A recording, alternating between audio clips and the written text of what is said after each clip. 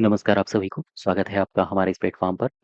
हम लोग आज डिस्कस करेंगे उत्तर प्रदेश में जो आपकी लेखपाल की परीक्षा होनी है, इसमें योजनाएँ आपसे पूछी जाएँगी।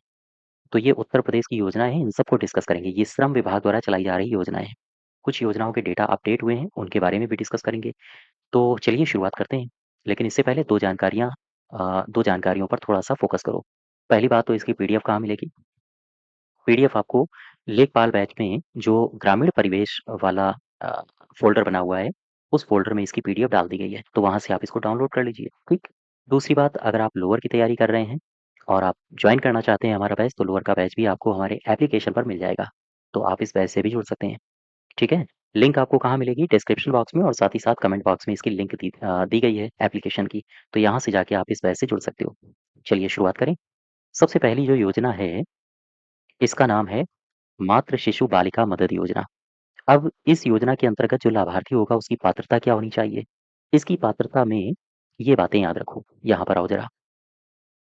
निर्माण श्रमिक के द्वारा पंजीयन के उपरांत कम से कम 1 वर्ष यानी 365 दिन बोर्ड की उसने सदस्यता अवधि पूर्ण कर ली हो, तो फिर वो पात्र हो जाएगा इस योजना का लाभ लेने के। दूसरी बात, मातृत्व शिशु योजना का हित लाभ श्रमिक को, ध्यान देना, 2 प्रसवों तक ही सीमित है। इसके अलावा मातृ हित लाभ महिला श्रमिक की दशा में संस्थागत प्रसव में ही देय होगा। और यहाँ पर ध्यान दो, बालिका मदद योजना का लाभ पहली कन्या, अगर संतान है वो पहली कन्या है, और दूसरी जो संतान होगी वो भी बालिका अगर है, तो फिर यहाँ पर लाभ मिलेगा। इसके अलावा अगर मान लो कोई दाम्पत्य है और वो निसंतान है, तो कानूनी रूप से अगर उन्होंने कोई बच्ची को गोद लिया है, तब भी वो इस योजना के लाभ के हकदार होंगे। ये तो हो गई पात्रता। अब इसमें पैसा कितना मिलेगा, लाभ क्या मिलेगा, इसको देख लो। देय हित लाभ, मातृत्व हित लाभ में जो पंजीकृत पुरुष हैं, उन्हें पंजीकृत पुरुष कामगारों को 6,000 रुपया एक मुश्त देय होगा, ठीक है? इसके अलावा यहाँ पर ध्यान दो, जो महिला कर्मकार है, इसे संस्थागत प्रसव की स्थिति में 3 माह के न्यूनतम वेतन के समतुल्य राशि मिलेगी। और ये पूछा जा सकता है कि चिकित्सा बोनस कितना मिलेगा, 1,000 रुपया, ठीक है? आगे बढ़ो ज़रा। और आगे बढ़ते हैं, कुछ महत्वपूर्ण बातें और देख लो, यहाँ पर आओ।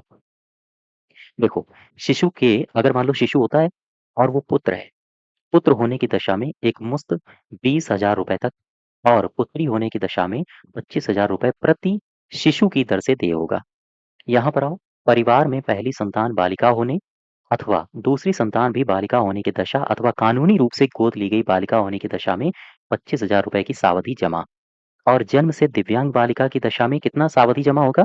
50,000 रुपया।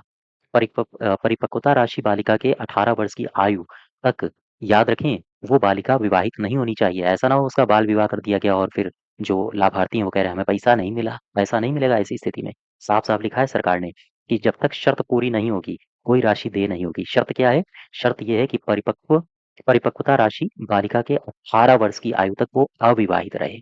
उसी स्थिति में उसे राशि देय होगी, ठीक? इसके बाद अगली योजना की तरफ चलो। नेक्स्ट जो योजना है, अगली योजना है, वो है संत रविदास संत रविदास शिक्षा प्रोत्साहन योजना।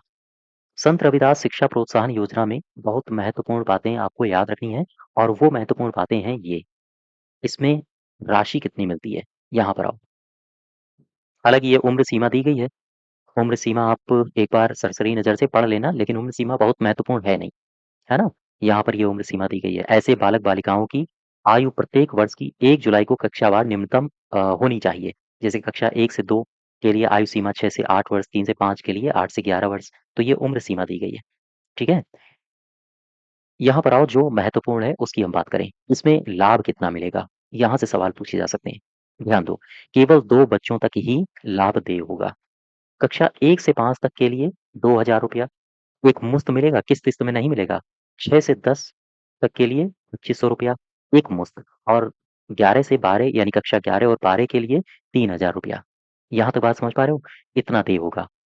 और इसमें क्या लाभ मिलेगा? इसमें लाभ मिलेगा, मान लो स्नातक पाठ्यक्रम या उसके समकक्ष के लिए 12,000 रुपया, आईटीआई, पॉलिटेक्निक, वोकेशनल कोर्स अगर करता है तो 12,000 रुपया। बस ये 3-4 धनराशियाँ केवल याद रखोगे। एक ये आईटीआई वाली धनराशि याद रखोगे, इम्पोर्टेंट है आपके लिए। स्नातक पाठ्यक्रम के लिए इम्पोर्टेंट है आपके लिए, और ये धनराशि इम्पोर्टेंट है, ठीक है? बाकी सारी बातें आप 1-2 बार पढ़ लेना। अब आ जाओ अटल आवासीय विद्यालय। अटल आवासीय विद्यालय योजना, इसमें पात्रता क्या है?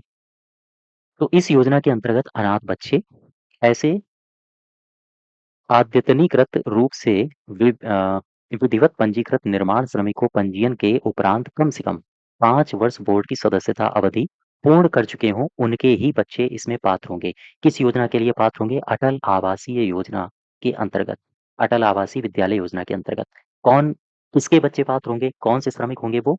जिन्होंने कम से कम 5 वर्ष बोर्ड की सदस्यता अवधि पूरी कर ली हो। इतना याद रखो। और आगे बढ़ें।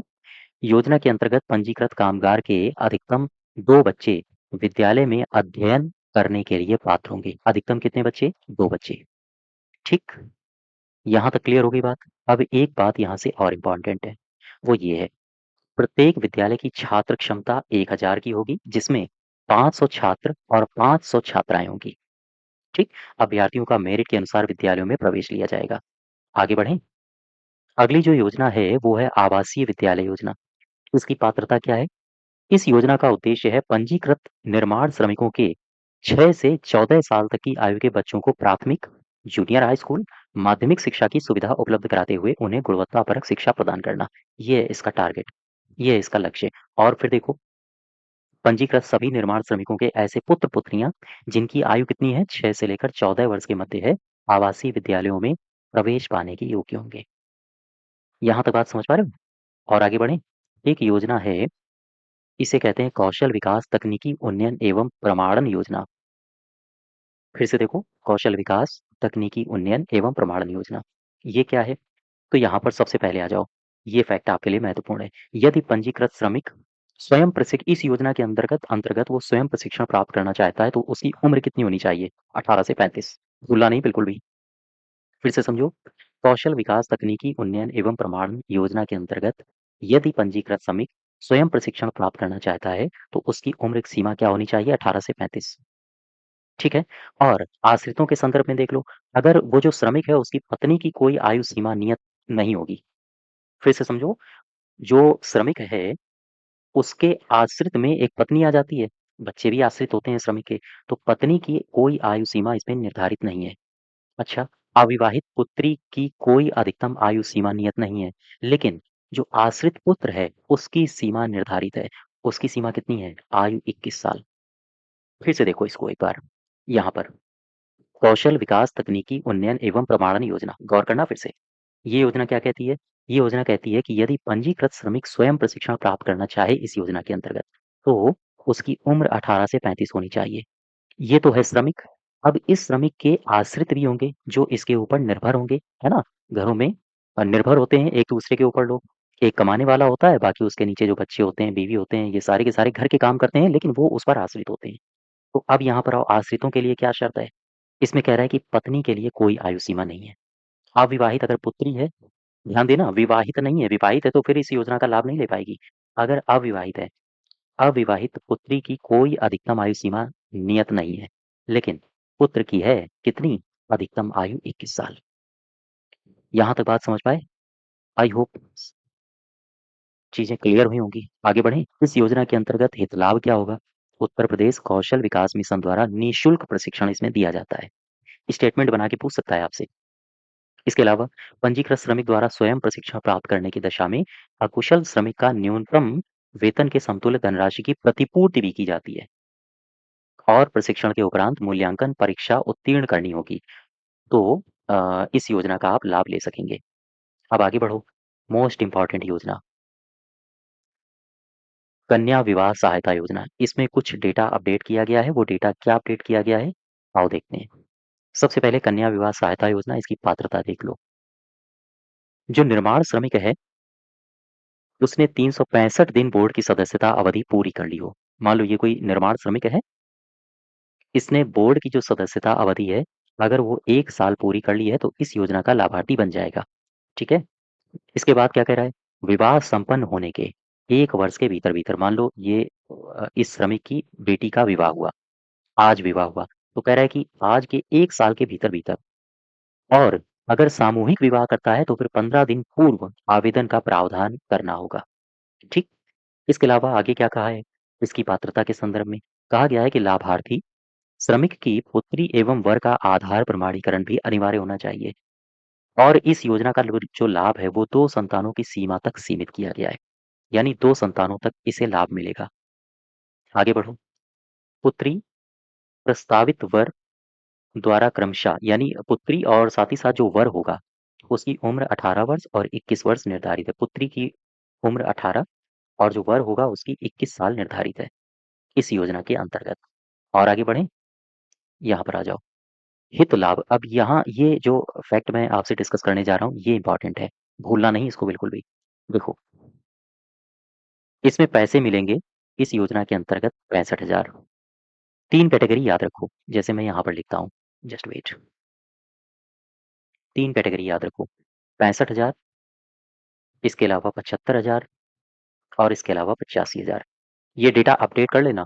ये डेटा इससे पहले संभवतः 55,000 और 65,000 ये था डेटा। यानी सामान्य अगर विवाह होता है तो 55,000 राशि मिलती थी और अगर अंतरजातीय विवाह होता है तो 65,000 मिलता था। अब ये डेटा अपडेट कर दिया गया है, इसको भूल जाना, इसको याद रखना। 65,000 क्या है? ध्यान दो, ये सामान्य विवाह के लिए है, ठीक है? अगर सामान्य विवाह होता है, अंतरजातीय नहीं है तो 65,000 रुपया मिल रहा है। और अगर अंतरजातीय विवाह होता है, यहाँ पर देखो, अंतरजातीय विवाह के लिए 75,000 रुपए की राशि मिल रही है। तो ये किसके लिए है? अंतरजातीय के लिए। अच्छा, 85,000 कब मिलेगा? 85,000 मिलेगा, यहाँ पर आओ, 85,000 मिलेगा इस स्थिति में। देखो, ये है सामूहिक विवाह की स्थिति। आपसे पूछे सामूहिक विवाह की स्थिति में कितना मिलेगा तो आप बताओगे 85,000। लेकिन सामूहिक विवाह अगर होना है इस योजना के अंतर्गत तो कम से कम कितने जोड़े होने चाहिए? 11 जोड़े। अच्छा, मुझे बताओ आप कमेंट बॉक्स में, 10 जोड़े अनिवार्य होंगे, वो कौन सी योजना है जिसमें शादी कराने के लिए 10 जोड़े अनिवार्य होंगे? 2 योजनाएं हैं अलग अलग, एक में 11 जोड़े अनिवार्य होंगे और एक में 10 जोड़े अनिवार्य होंगे। ठीक है, मुझे कमेंट बॉक्स में बताइए। तो ये डेटा 3 याद रखना आपको है। देख लो फिर से कौन कौन से डेटा याद रखने हैं। अगर आपसे पूछे सामान्य स्थिति में अगर विवाह हो रहा है पुत्री का तो फिर 65,000।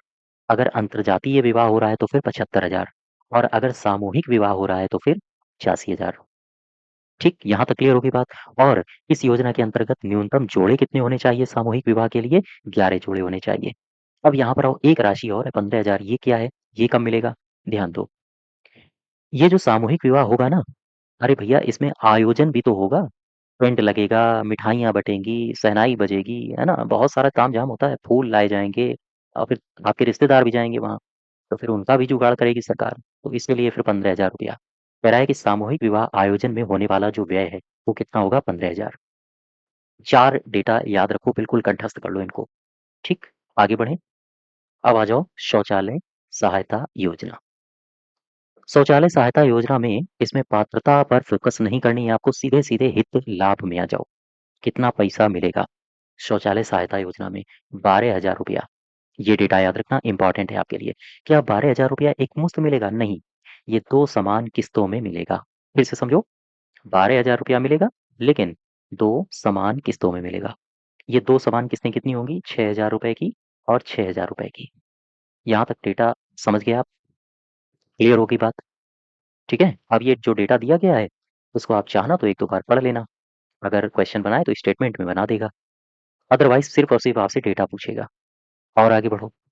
एक योजना है जिसको कहते हैं आपदा राहत सहायता योजना। आपदा राहत सहायता योजना ये कोविड-19 को दृष्टिगत रखते हुए ये बनाई गई थी। अच्छा, इसमें हित लाभ कितना है? ये डेटा याद रखो। जो पंजीकृत कर्मचारी हैं या निर्माण श्रमिक हैं, इनको एक मुश्त, यहाँ पर किस्त नहीं, एक मुश्त रूप से 1,000 रुपए की धनराशि वार्षिक, अर्धवार्षिक, त्रैमासिक, मासिक के रूप में, जैसा कि केंद्र सरकार या राज्य सरकार अथवा बोर्ड के द्वारा विहित किया जाए, उसी आधार पर आर्थिक सहायता मिलेगी।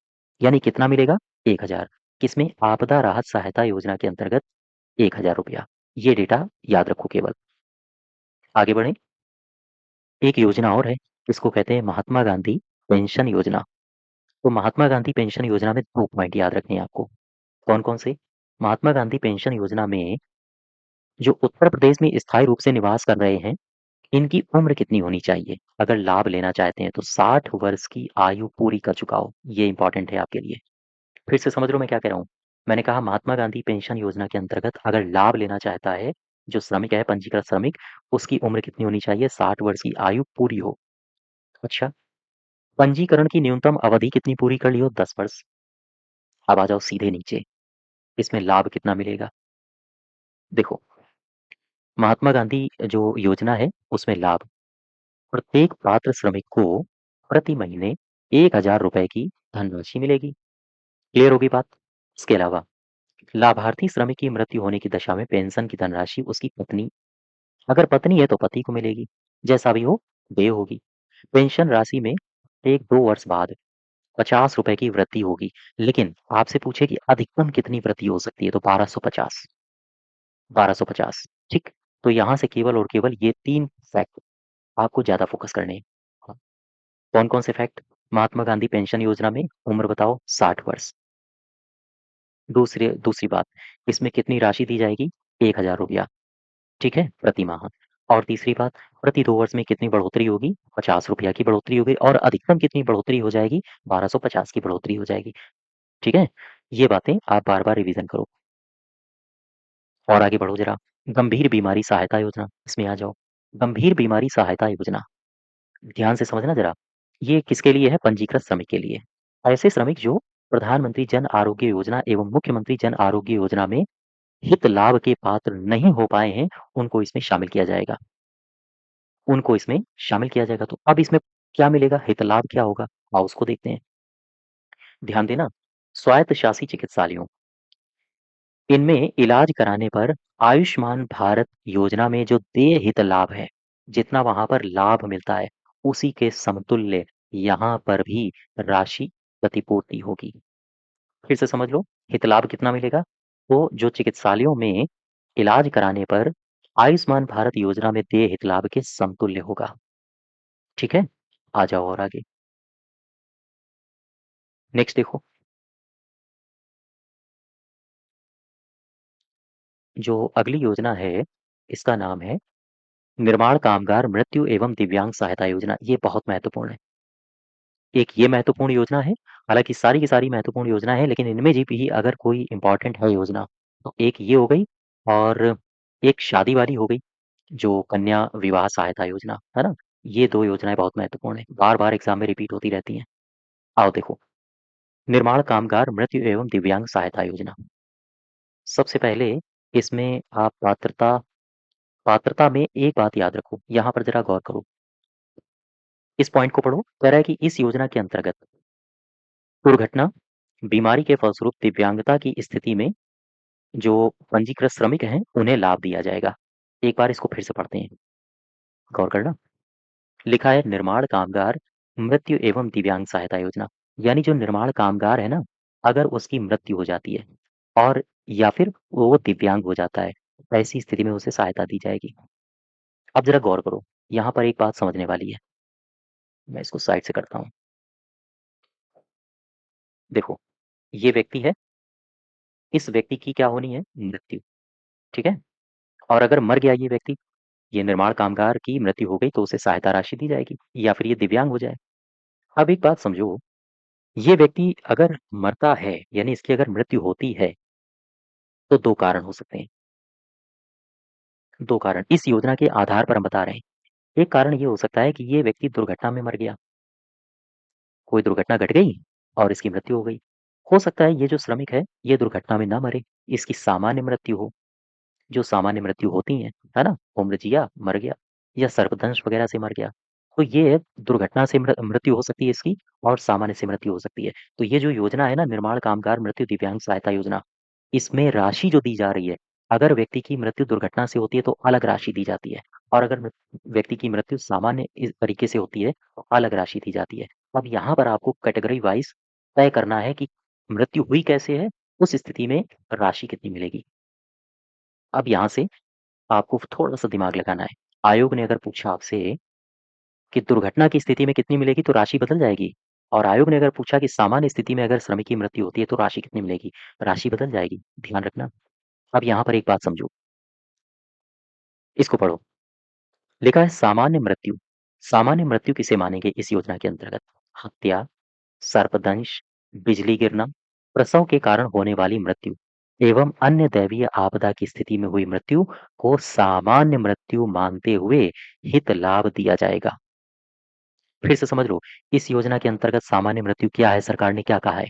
सरकार ने कहा है कि हत्या, सर्पदंश, बिजली गिरना, प्रसव के कारण होने वाली मृत्यु, अन्य दैवीय आपदाओं से अगर मृत्यु होती है, तो वो सामान्य मृत्यु मानी जाएगी। बात समझ पा रहे हो? इसके अलावा अगर मृत्यु होती है तो फिर वो दुर्घटना मानी जाएगी। और आगे बढ़ो जरा।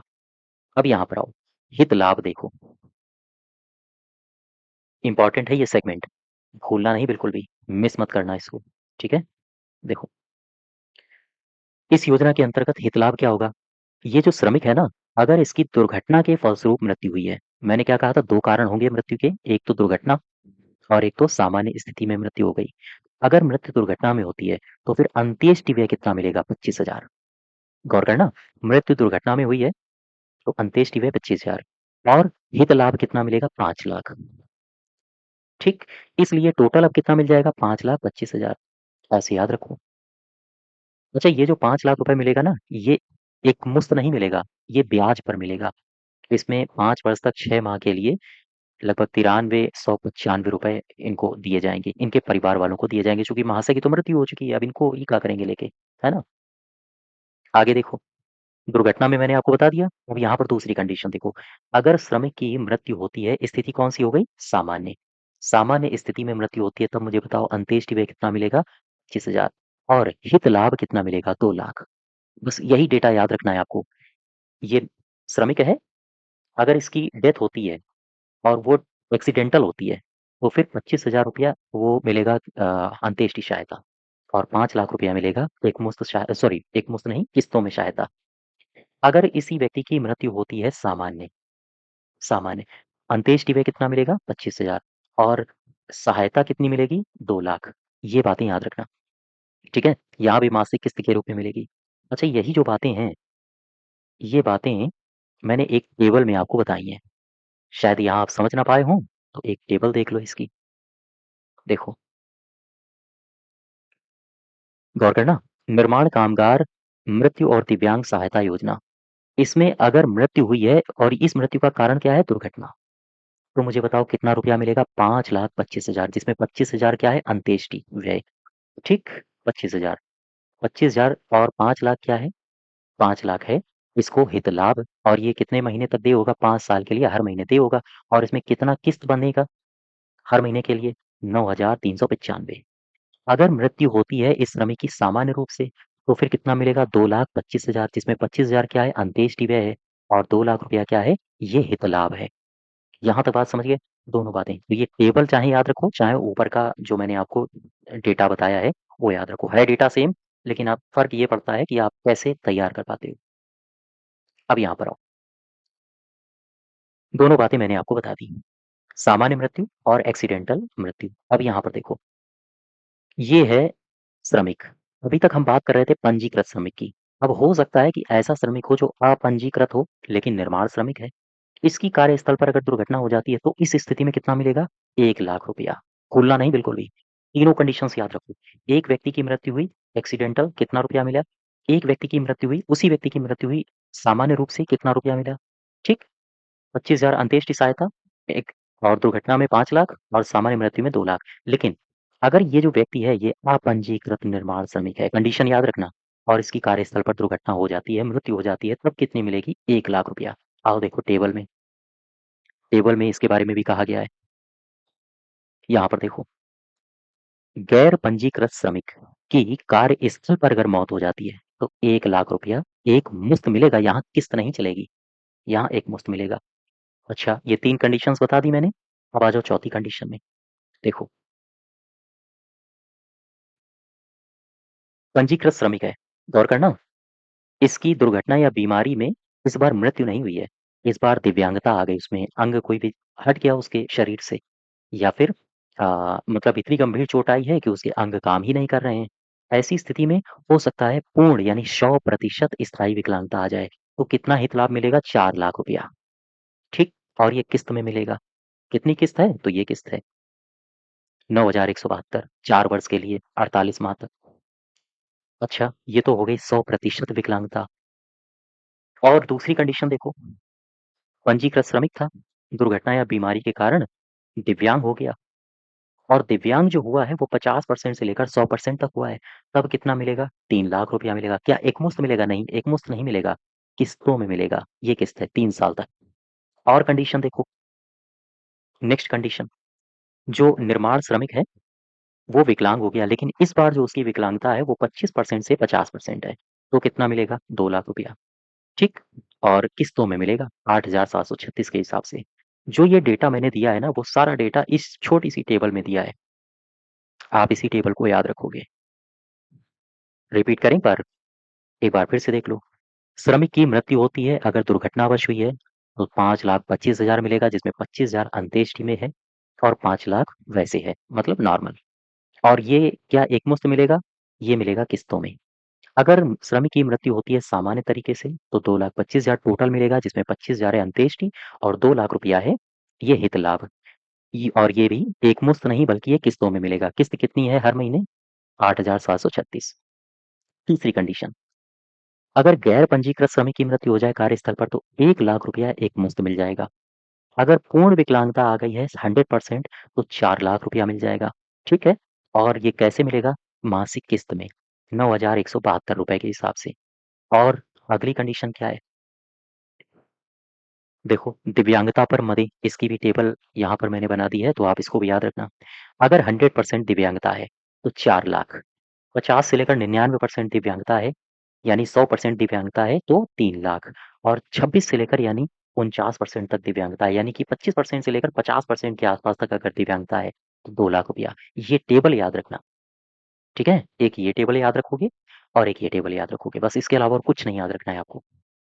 अब आगे बढ़ो जरा, एक और योजना के बारे में डिस्कस कर लें। योजना का नाम है पंडित दीनदयाल उपाध्याय चेतना योजना। इसकी पात्रता क्या है?